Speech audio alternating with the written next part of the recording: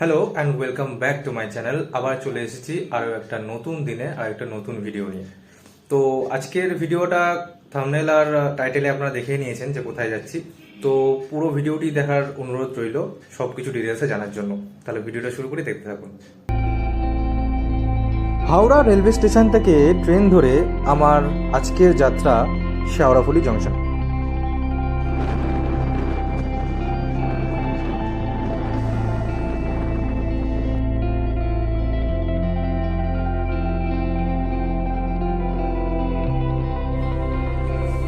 Howrah railway station থেকে ব্যান্ডেলগামী যে কোনো ট্রেনে অথবা শেওড়াফুলি লোকাল অথবা গোঘাট লোকাল ধরে আপনাদের পৌঁছে যেতে হবে শেওড়াফুলি রেলওয়ে স্টেশনে।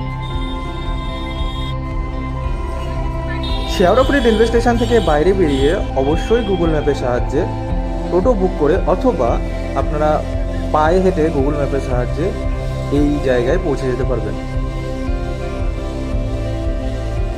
আজকের আমার গন্তব্য হচ্ছে বৈদ্যবাটি এবং শেওড়াফুলির মাঝখানে অবস্থান করা দুটি ঐতিহ্যবাহী ঘাটে। একটি হচ্ছে নিমাই তীর্থঘাট, অপরটি পোদ্দার ঘাট।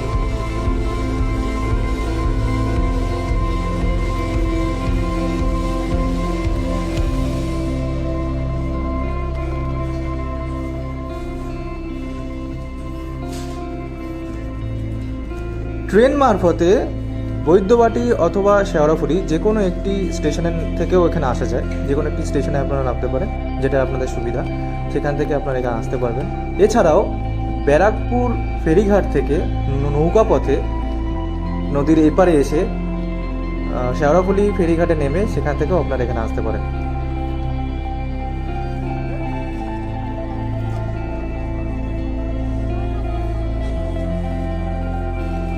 নিমাই তীর্থ ঘাটের ঠিক পাশেই বা গায়ে অবস্থান করছে নিমাই তীর্থ ধাম বা মঠ। প্রতি বছর শ্রাবণ মাসে এখান থেকেই জল নিয়ে সকলেই তারকেশ্বরে বাবার মাথায় জল ঢালতে যান। ঘাটের ঠিক পাশেই রয়েছে স্নানাগার ও পোশাক পরিবর্তনের সুব্যবস্থা। শোনা যায় মা শারদা মা জয়রামবাটি থেকে এই ঘাট হয়ে নৌকা পথে দক্ষিণেশ্বরের দিকে অগ্রসর হতেন। এখন আমি দাঁড়িয়ে রয়েছি ভাগীরথী হুগলির তীরবর্তী এলাকায়, আর এই ঘাটটি হচ্ছে নিমাই তীর্থ ঘাট। কথিত আছে শ্রী চৈতন্য মহাপ্রভু পুরী থেকে জগন্নাথ দর্শন করে ফেরার পথে এই ঘাটে এসে বিশ্রাম নেন এবং এখান থেকে জল নিয়ে বাবা তারকেশ্বরের মাথায় ঢালেন। আজ সেই থেকেই এটি একটি ঐতিহ্যশীল ঘাট হয়ে আছে।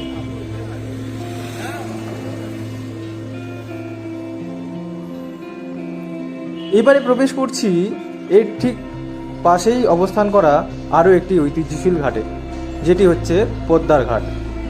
এর ইতিহাস সম্পর্কে সেভাবে কোনো তথ্য না পেলেও যেটুকুনি পেয়েছি সেইটুকুনি আপনাদের জানাচ্ছি। যদি কেউ এর সম্পর্কে বাকি কোনো বিশদে কোনো যদি তথ্য জেনে থাকেন তাহলে অবশ্যই আমাদের কমেন্ট করে জানাতে পারেন।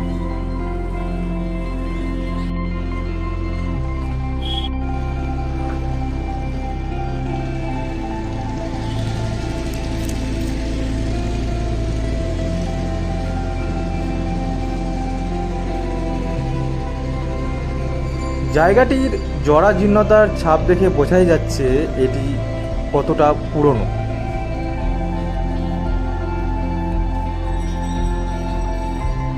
ঘাটটি অত্যধিক জনহীন এবং নির্জন, সময় কাটানোর জন্য একটি আদর্শ জায়গা নির্জনতায়।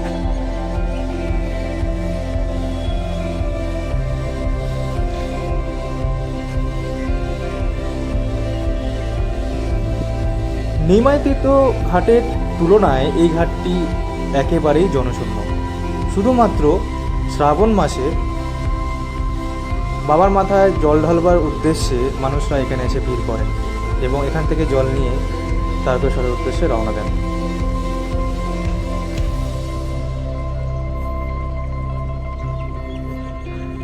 নদীর পাড়ে সুন্দর প্রাকৃতিক পরিবেশে সময় কাটানোর জন্য একটি আদর্শ জায়গা এটি।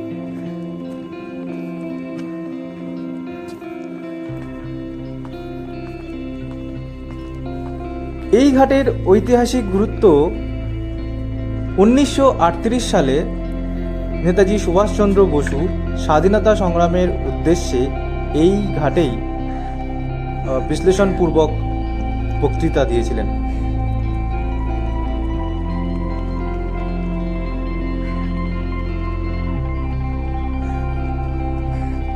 বিকেলের দিকে এই ঘাটে নদীর পাড়ে বসে থাকার একটা আলাদা মাধুর্য রয়েছে, তাই উইকেন্ডে একদিনের ট্যুর হিসেবে আপনারা এই জায়গাটি ঘুরে যেতেই পারেন, খুবই ভালো লাগবে।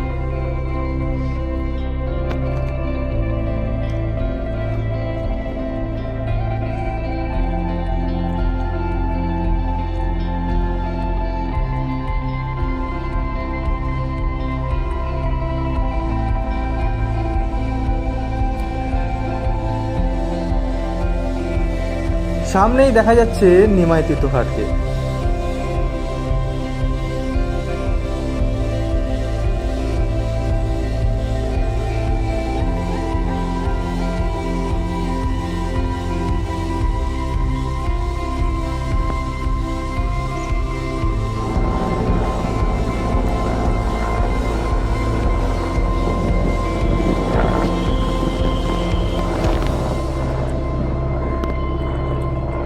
আকাশের ভ্রাম্যমান হেলিকপ্টার দেখতে দেখতে সময় হলো বাড়ি ফেরবার, তাই অগ্রসর হলাম স্টেশনের দিকে।